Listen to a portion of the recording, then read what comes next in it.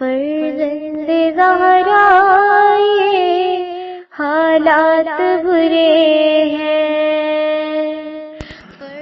کاشانہ بصیرت ایک ایسا مکمل یوٹیوب چینل جس پر محروم بصارت کے لیے بالخصوص اور تمام افراد کے لیے بالعموم سینکڑوں کی تعداد میں اسلامی کتب دستیاب ہیں۔ لہذا گزارش ہے کہ آپ اپنی ذمہ داری نبھاتے ہوئے کاشانہ بصیرت کو سبسکرائب کرنے کے ساتھ ساتھ بیل آئیکن کو پریس کیجیے تاکہ آپ علم کے حصول کے ساتھ ساتھ مذہب اہل بیت کی اشاعت میں بھی اہم کردار ادا کرتے رہیں۔ کاشانہ بصیرت۔ فرزند زہرا یہ حالات برے ہیں۔ بسم اللہ الرحمن الرحیم۔ السلام علیکم سامعین، کاشانہ بصیرت کے یوٹیوب چینل پر ہم پڑھ رہے ہیں کتاب الدمۃ الثاقبہ جلد دوم۔ اس میں ہم نے امام حسین علیہ السلام کے حوالے سے جان لیا، امام محمد باقر علیہ السلام کے حوالے سے مکمل کر لیا چیپٹر، اور اب ہم اس نشست میں یعنی کہ ریڈنگ کے پارٹ نمبر 42 میں پڑھنے کا آغاز کر رہے ہیں امام جعفر صادق علیہ السلام کے حوالے سے، اور صفحہ نمبر ہے 513 513۔ اب کل 160 سم تھنگ کچھ پیجز رہ گئے ہیں، جو کہ ہم امید ہے کہ 12 نشستوں میں مکمل کریں گے۔ چلیے دیکھتے ہیں کہ کتنا ٹائم لگے گا۔ تو آئیے اب ہم اس جلد کو مکمل کرنے کے نزدیک ہیں، آغاز کرتے ہیں۔ لکھا ہے تاریخ ولادت 17 ربیع الاول سن 83 ہجری بروز سوموار، شہادت 15 شوال 148 ہجری، اور مدفن جنت البقیع۔ پھر لکھا ہے امام زین العابدین علیہ السلام اور امام محمد باقر علیہ السلام کے ساتھ۔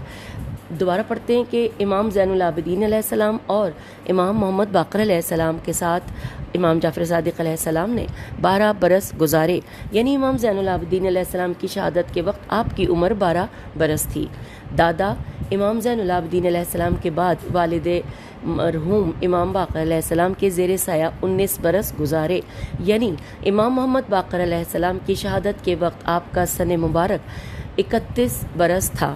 والد محترم امام محمد باقر علیہ السلام کے بعد اپنا زمانہ امارت 34 برس نصیب ہوا۔ عمر شریف 65 یعنی 65 برس۔ پھر ہیڈنگ ہے آپ کے زمانے میں حکمران۔ لکھا ہے کہ جو اموی حکمران تھے وہ کل 5 تھے۔ پہلے نمبر پہ نام ہشام ابن عبد الملک کا آخری زمانہ، دوسرے نمبر پہ یزید ابن عبد الملک ابن مروان، تیسرے نمبر پہ ولید ابن یزید ابن ملک ابن مروان، چوتھے نمبر پہ ابراہیم ابن ولید ابن یزید ابن عبد الملک ابن مروان، اور 5ویں نمبر پہ مروان حمار ابن محمد۔ پھر لکھا ہے کہ یہ جو 2 نام ہیں، یعنی اب اگلے 2 نام ابو العباس صفا اور ابو جعفر منصور، یہ دونوں عباسی حکمران تھے۔ منصور ہی نے آپ کو زہر دلوایا تھا جس سے آپ کی شہادت ہوئی تھی۔ اب اگلے صفحے پہ ہمارے لکھا ہے کتاب اصول کافی میں امام صادق علیہ السلام سے مروی ہے کہ ایک مرتبہ میرے بابا نے میری والدہ سے کہا کہ اے ام فروا، میں شب و روز میں اپنے گناہگار شیعوں کے لیے 1000 مرتبہ اللہ سے دعا کرتا ہوں کہ انہیں بخش دے، کیونکہ ہم مصائب پر صبر کرتے ہیں تو ہمیں اپنے صبر کا اجر معلوم ہوتا ہے، لیکن ہمارے شیعہ جب ہماری محبت میں مصائب پر صبر کرتے ہیں تو انہیں نہیں معلوم ہوتا کہ اس کا اجر کیا ہے۔ پھر لکھا ہے اصول کافی کتاب میں جمیل ابن دراج سے دال رے الف جیم سے روایت ہے کہ ہمارے متعدد علماء نے اسے روایت کیا ہے کہ امام صادق علیہ السلام نے فرمایا، اب یہاں پہ یہ عربی لکھی ہے جس کا ہم ترجمہ پڑھیں گے کہ امام کے متعلق کوئی بات نہ کیا کرو، امام شکم مادر میں بات سنتا ہے، جب اس دنیا میں آتا ہے تو ملک اس کی دونوں آنکھوں کے مابین یہ ایس لکھتا ہے، یہاں پہ لکھا ہے یہ ایس لکھا مابین یہ ایس الف یہ سے لکھتا ہے۔ اب اس کے مطلب مجھے نہیں معلوم، لیکن بہرحال ہم پڑھتے ہیں جو کچھ لکھا ہے۔ لکھتا ہے ایک کلمہ خدا صداقت و عدالت سے مکمل ہو گیا ہے، کلمات خدا کو کوئی بھی تبدیل نہیں کر سکتا۔ اللہ سمیع و علیم ہے، جب امام منصب امامت پر فائز ہوتا ہے تو اللہ کی جانب سے ہر شہر میں اس کے لیے ایک مینار نصب کر دیا جاتا ہے جس سے وہ تمام لوگوں کے اعمال کا مشاہدہ کرتا ہے۔ یہاں پر یہ ترجمہ مکمل ہوا۔ پھر لکھا ہے اصول کافی میں زرارہ سے مروی ہے کہ امام باقر علیہ السلام نے فرمایا، سامعین یہاں بھی عربی ہے، ساتھ ترجمہ ہے، ہم پڑھتے ہیں۔ لکھا ہے کہ امام میں 10 علامات ہوتی ہیں۔ ولادت پاک ہوتی ہے، جب زمین پر آتا ہے تو ہتھیلیوں کے بل ہو کر با آواز بلند شہادتین پڑھتا ہے۔ امام کو احتلام نہیں ہوتا، امام کی آنکھ سوتی ہے اور دل جاگتا ہے۔ امام جماہی نہیں لیتا، انگڑاہی نہیں لیتا، جس طرح آگے دیکھتا ہے اسی طرح پشت پیچھے سے بھی دیکھتا ہے۔ امام سے کستوری کی مانند خوشبو مہکتی ہے، اگر زرہ رسول پہن لے تو اسے وہ فٹ آتی ہے، اگر غیر امام زرہ رسول پہن لے خواہ دراز قد ہو یا کوتاہ قد، ایک بالشت بڑھ جاتی ہے۔ اور امام ولادت سے لے کر دم آخر تک عالم ہوتا ہے۔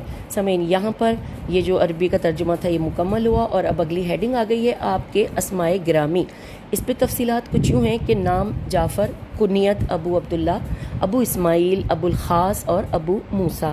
القاب کے حوالے سے لکھا ہے آپ کے القابات درج ذیل ہیں: صادق، طاہر، قائم، کامل، ملتجی، صابر اور فاضل۔ پھر ہے تفصیلات کچھ یوں کہ کتاب بہار میں مروی ہے کہ ایک مرتبہ امام صادق علیہ السلام نے خریس کنانی، خیر یہ سین کاف نون الف نون چھوٹی ہے، ان سے پوچھا کہ آپ کے والد نے آپ کا نام خریس کیوں رکھا ہے؟ خریس نے کہا یہ سوال میں بھی آپ سے کر سکتا ہوں کہ آپ کے والد نے آپ کا نام جعفر علیہ السلام کیوں رکھا ہے؟ آپ نے فرمایا میں تجھے بتاتا ہوں، تیرا والد جاہل تھا، اسے علم نہیں تھا کہ خریس ابلیس کے ناموں میں سے ایک ہے۔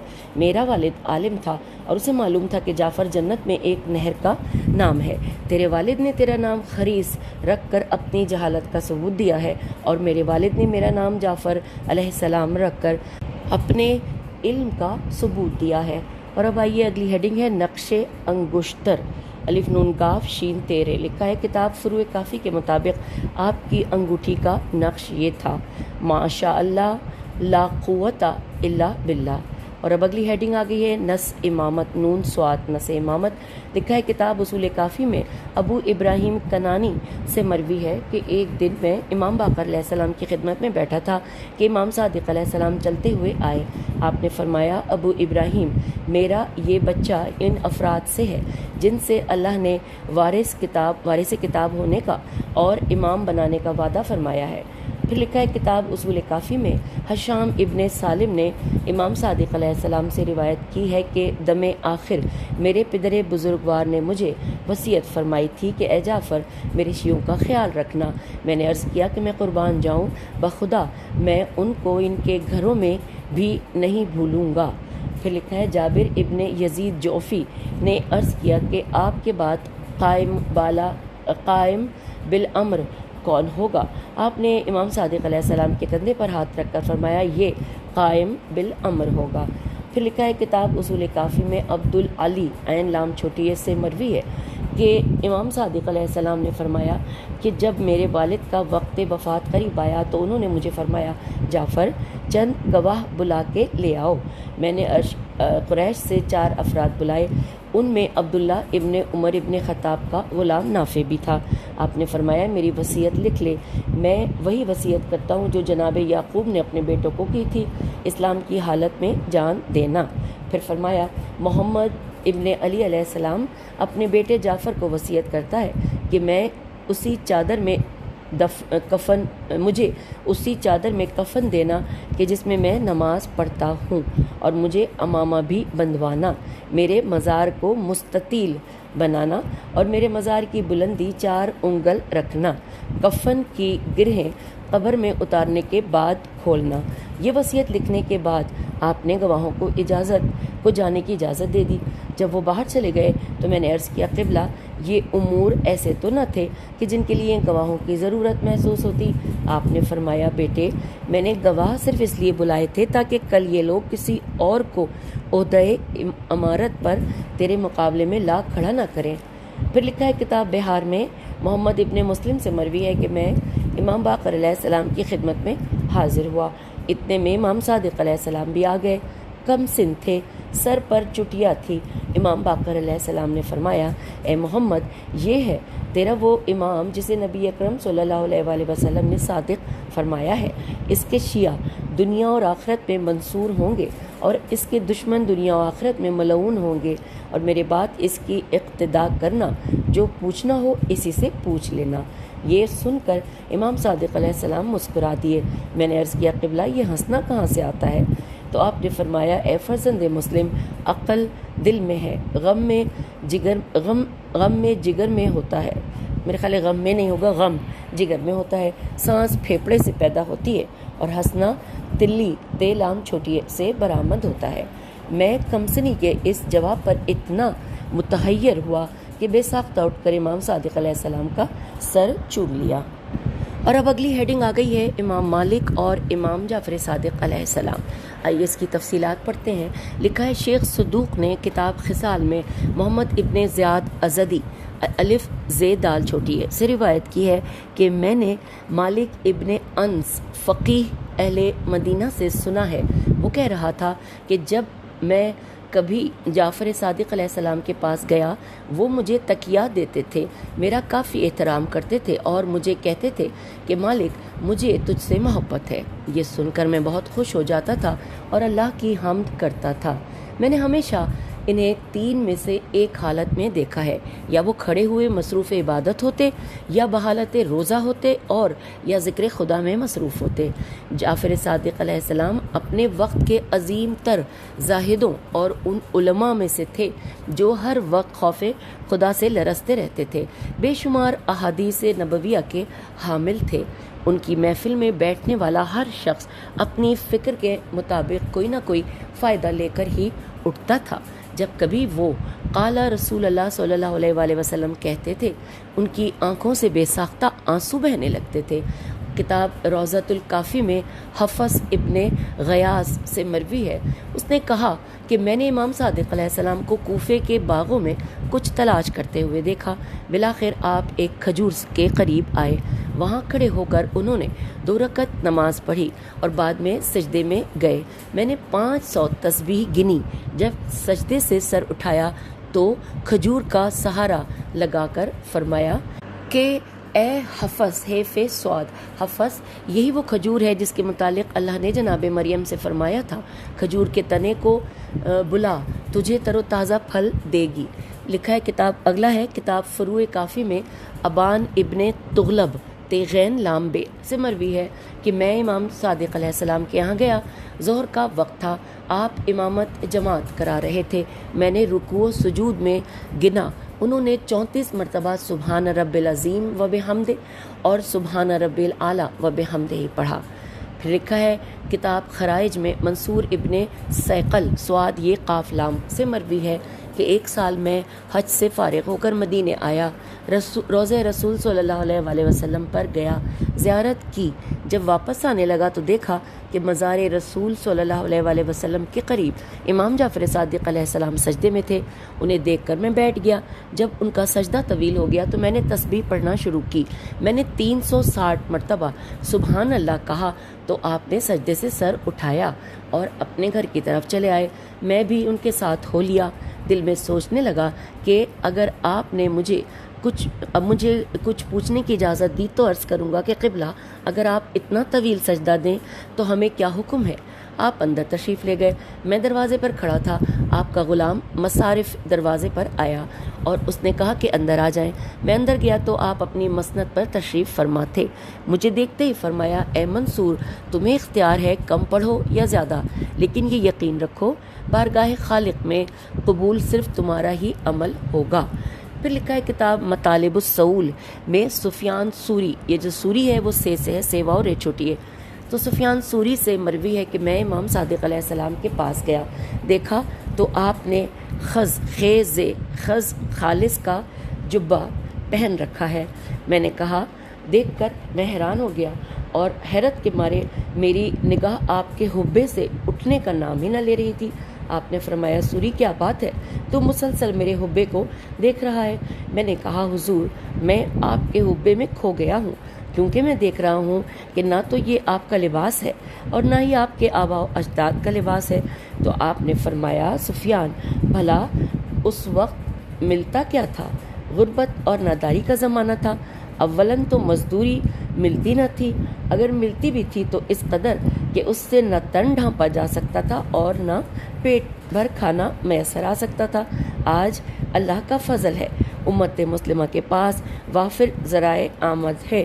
آج اگر ملتا ہے تو نعمت خدا سمجھ کر اس سے فائدہ اٹھا لیا جائے تو کیا حرج ہے؟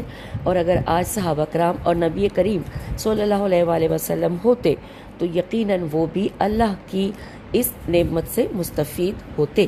اور پھر آپ نے خالص کا حبہ ایک طرف کر کے مجھے فرمایا، یہ بھی دیکھ لے۔ میں نے دیکھا تو سخت اون کا لباس تھا جو حبے کے نیچے تھا۔ آپ نے فرمایا، سوری، یہ لباس اس کے لیے ہے اور یہ خالص آپ لوگوں کے لیے ہے۔ ہمارا اصلی لباس یہی ہے جو میں نے نیچے پہن رکھا ہے، جو اللہ کے لیے ہے اسے چھپا رکھا ہے، اور جو آپ لوگوں کے لیے ہے اسے ظاہر کر رکھا ہے۔ اب ذرا اپنا لباس بھی دیکھ، تو نے جو اپنے لیے پہن رکھا ہے اسے چھپایا ہوا ہے، اور جو لوگوں کے لیے ہے اسے ظاہر کر رکھا ہے۔ اور اب اگلے پیراگراف میں ہے کہ کتاب خرائج میں معاویہ ابن وہب سے مروی ہے کہ ایک دن آپ بازار مدینہ میں سوار ہو کر گزر رہے تھے تو اچانک سواری سے اتر کر سجدہ ریز ہو گئے۔ میں نے عرض کیا، قبلہ، سجدے کا یہ کون سا مقام ہے؟ آپ نے فرمایا، معاویہ، نعمات خدا کے لیے جہاں اور جب بھی سجدہ کر لیا جائے وہ اس کا مقام ہوتا ہے۔ میں نے عرض کیا، قبلہ، یہ بازار ہے اور لوگوں کی آمد و رفت ہے۔ تو آپ نے جواب میں فرمایا کہ کسی سے جا کر پوچھ لے کہ تیرے سوا مجھے کسی اور نے بھی دیکھا ہے۔ تو یوں سامعین یہاں پہ یہ مکمل ہوتا ہے، یعنی یہ قصہ آگے چلتے ہیں۔ اگلے پیراگراف میں ہے کہ کتاب رجال کشی میں محمد ابن زید شہام شین ہے الف میم سے مروی ہے کہ امام صادق علیہ السلام نے نماز پڑھتے ہوئے دیکھ لیا، گھر جا کر غلام بھیجا اور وہ مجھے بلا کر آپ کی خدمت میں لے گیا۔ آپ نے پوچھا، کہاں سے آیا ہے؟ میں نے عرض کیا، قبلہ، آپ کے موالیوں کا کوئی وطن رہ گیا ہے۔ آپ نے فرمایا کہ پھر بھی آیا کہاں سے ہے؟ میں نے عرض کیا، کوفے سے۔ آپ نے فرمایا، کوفے کے کس شخص سے متعارف ہے؟ میں نے عرض کیا، بشیر سے۔ تو آپ نے فرمایا کہ تجھ سے وہ کیسا سلوک کرتا ہے؟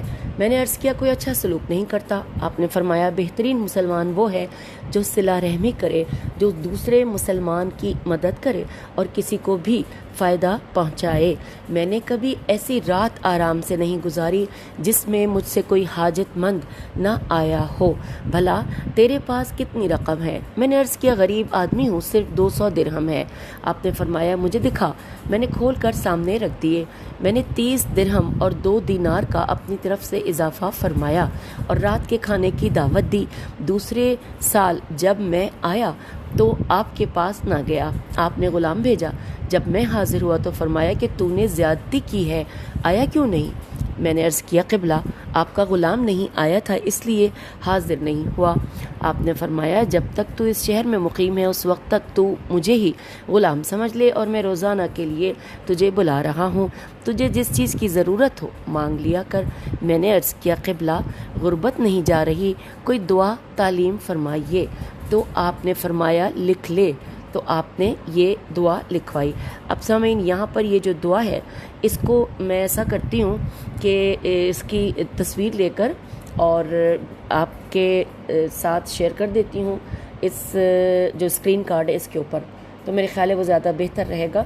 آپ اس کو خود دیکھ کے پڑھ لیں گے تو زیادہ بہتر ہے، کیونکہ اس میں اعراب تقریباً نہ ہونے کے برابر ہیں، تو بہتر یہی ہے کہ آپ اسے دیکھ کر خود پڑھ لیں۔ لیکن ساتھ ساتھ میں کوشش کرتی ہوں کہ پڑھوں تاکہ جو لوگ دیکھ کے نہیں پڑھ سکتے ان کے لیے یہ بہت آسانی ہو جائے شاید۔ چلیے پڑھتے ہیں۔ بسم اللہ الرحمن الرحیم۔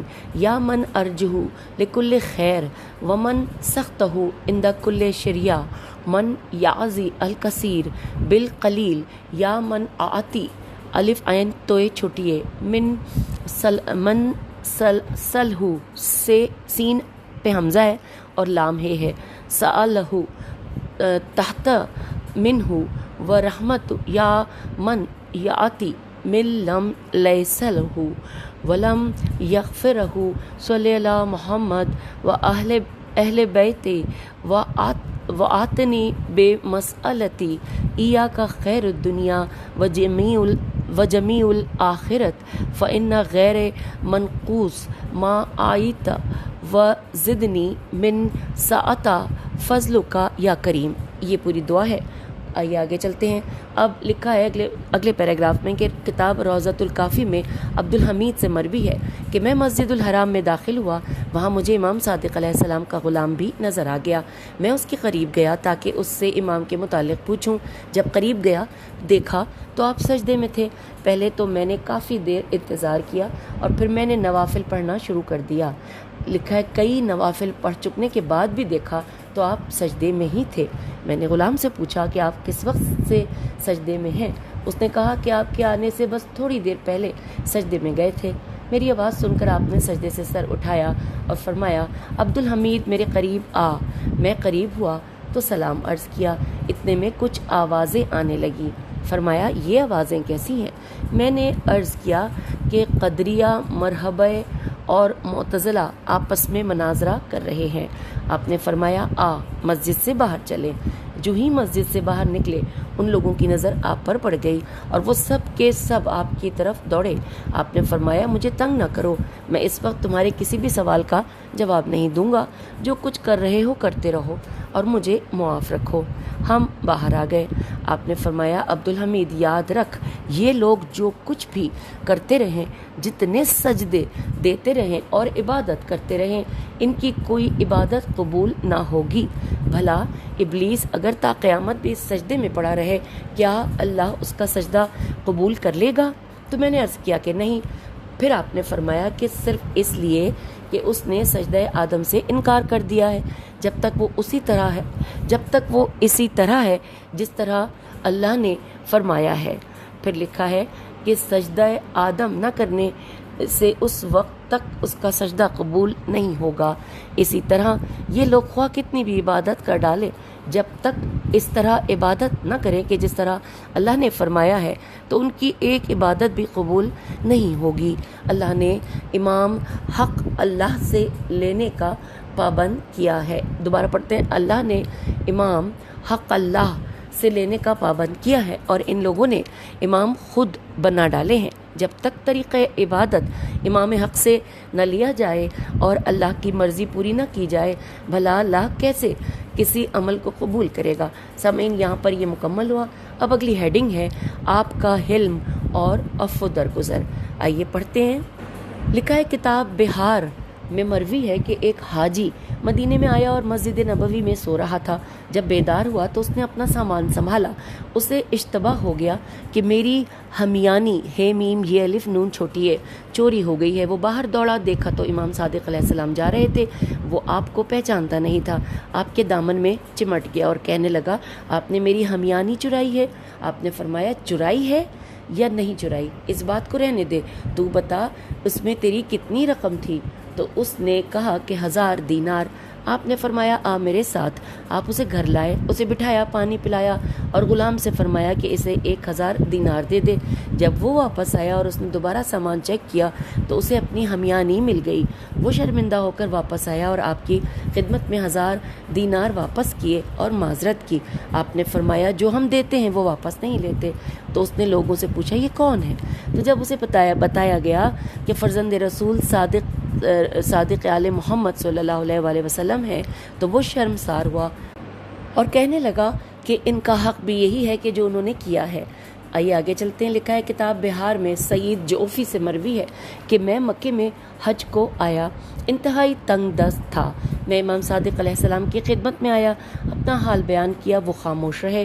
کچھ دیر بعد وہاں سے اٹھا. جب آپ کے دروازے پر آیا تو ایک ہمیانی پڑی تھی. میں نے اسے اٹھا لیا. اس میں موجود پیسے دیکھے تو اس میں 700 دینار تھے. میں واپس آیا اور ہمیانی کا واقعہ بتایا. میرا خیال تھا کہ آپ مجھے اس میں تصرف کی اجازت دے دیں گے، لیکن آپ نے فرمایا تجھے اسے ہاتھ بھی نہیں لگانا چاہیے تھا. اب جب اٹھا لی ہے تو جا اس کا اعلان کر کے مالک کو تلاش کر کے اسے دے دے. میں انتہائی پریشان ہو کر باہر آیا، مینا میں آیا، تھیلی کا اعلان کیا، ایک شخص نے آ کر کہا تھیلی میری ہے۔ میں اور زیادہ پریشان ہو گیا، اس سے تھیلی کی علامت پوچھی، جب اس نے علامت بتا دی تو میرے پاس اسے دینے کے سوا اور کوئی چارہ نہ رہا۔ میں نے بے دلی سے تھیلی اسے دے دی اور وہ علیحدہ ہو گیا۔ اس نے اپنی رقم گنی اور پھر اس میں سے 70 دینار نکال کر مجھے دیے اور کہا اگر 700 دینار رکھ لیتا تو حرام تھے، اب یہ 70 دینار لے لے، یہ تیرے لیے حلال ہے۔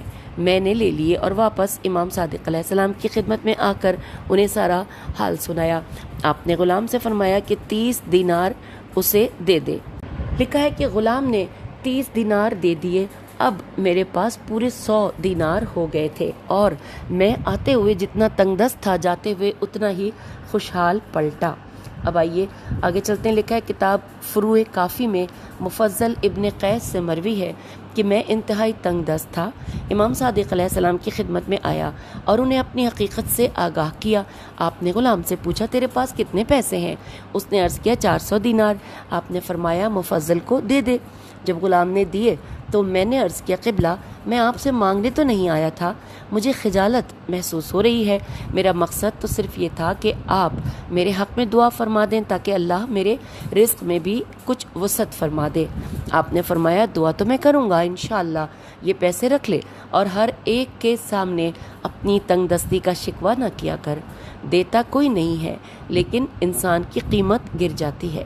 اب لکھا ہے اگلا واقعہ کتاب اعمالی توسی سے کہ کتاب اعمالی توسی میں امام موسیٰ کاظم علیہ السلام سے مروی ہے کہ میں اپنے بابا کے پاس بیٹھا تھا کہ اشجع شاعر آیا، الف شین جیم عین، وہ شاعر آیا تو آپ کی طبیعت ذرا ناساز تھی۔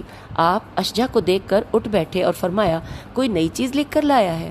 اشجع نے عرض کیا قبلہ لایا تو تھا لیکن آپ کی طبیعت ناساز ہے اس لیے پھر کسی وقت سنا دوں گا۔ آپ نے فرمایا نہیں ابھی سنا۔ جب اشجع نے قصیدہ سنایا تو آپ نے غلام سے پوچھا کتنے پیسے ہیں تیرے پاس؟ اس نے عرض کیا 400۔ آپ نے فرمایا اشجع کو دے دے۔ اشجع نے وہ لے لیے، شکریہ ادا کیا اور عرض کی قبلہ بعض انتہائی خطرناک صحراؤں اور جنگلوں سے گزرنا ہوتا ہے تو کوئی ایسی شے تعلیم فرمائیے کہ اسے پڑھنے کے بعد خطرہ نہ رہے۔ آپ نے فرمایا جب کبھی ایسے مقام پر جائے اور خطرہ محسوس کرے تو اپنا دایاں ہاتھ سر پر رکھ لیا کر اور یہ آیت پڑھا کر۔ سامعین یہاں پہ یہ آیت لکھی ہے، بالکل بھی اس میں کوئی زیر زبر پیش نہیں ہے اور نہ ہی آیت کا نمبر ہے اور نہ ہی سورت کا، لیکن ہم پڑھ لیتے ہیں اس یقین کے ساتھ کہ اللہ ہماری جو بھی ہم اس میں غلطی کریں ہمیں درگزر فرمائے۔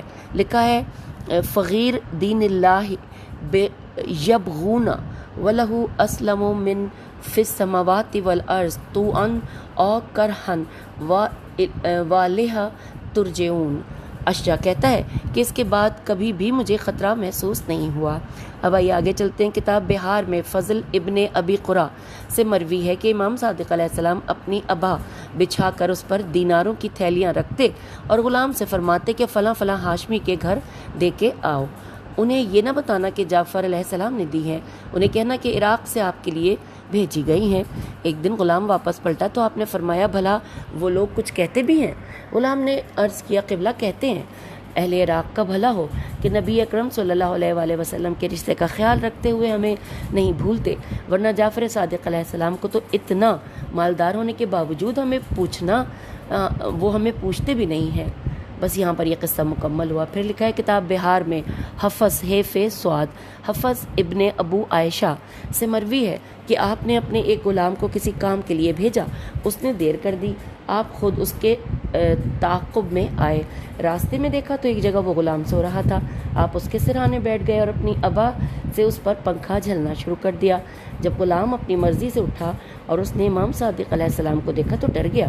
آپ نے فرمایا ڈرنے کی کوئی بات نہیں، ویسے اتنا خیال رکھا کرو کہ رات تمہارے آرام کے لیے ہوتی ہے اور دن میں ہمارا بھی کچھ حق ہوتا ہے۔ سامعین یہ مکمل ہوا اور اب اگلی ہیڈنگ آ گئی ہے آپ علیہ السلام کا صبر۔